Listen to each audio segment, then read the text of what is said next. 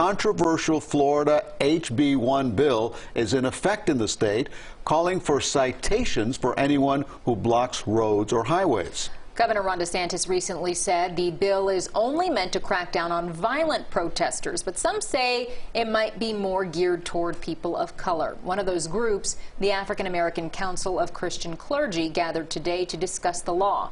CBS 4's Bobeth Yates joins us live from Southwest Miami-Dade with more. Bobeth?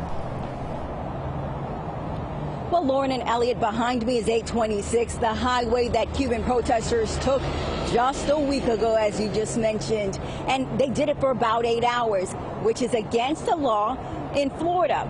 That's why the African Americans leaders gathered today to voice their concern about the disproportional enforcement of HB1. So we're simply calling for the Governor DeSantis, to take a look at his own hypocrisy. Community leaders and the African American Council for Christian Clergy came together Friday to call out Governor Ron DeSantis and the selective enforcement of HB1, an anti-riot law that enhances penalties for protesting, that came out in response to the Black Lives Matter movement. We also have penalties for people that commandeer highways, which we saw in other parts of the country. Just think about it. You're driving home from work, and all of a sudden you have people out there shutting down a highway. They start to do that. There needs to be swift penalties. But those penalties were non-existent when Cuban Americans shut down several South Florida highways for hours. We're here today to stand in support of our Cuban family, our Haitian family, that they deserve liberation. Amen. No one should live in bondage. Amen. No country, no culture, no creed, no individual character.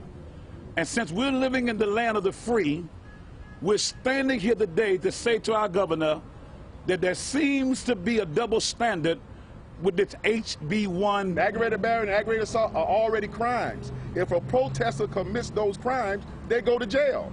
We're talking about peaceful protesters that have their First Amendment right to protest. But the group isn't just voicing their concerns.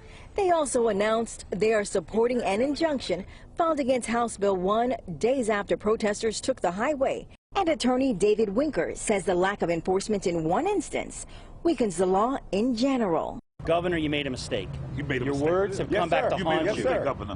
Yes, sir. You made Repeal a mistake. this law, yes, sir. That's right. And let's admit that it's wrong. Yes. The group adds, ironically, HB1 was sponsored by Cuban-American Representative Juan Fernandez Barquin, who represents portions of Miami-Dade County. So what is it? Do we not have injustice in this country? And can we not protest the injustice in this country? Or are you saying that the proper way to protest is only when you're protesting another country? Now, the group says if the governor does not repeal the law, they will be moving forward with their lawsuit either way. Live in Palmetto, Bobeth Yates, CBS 4 News Tonight.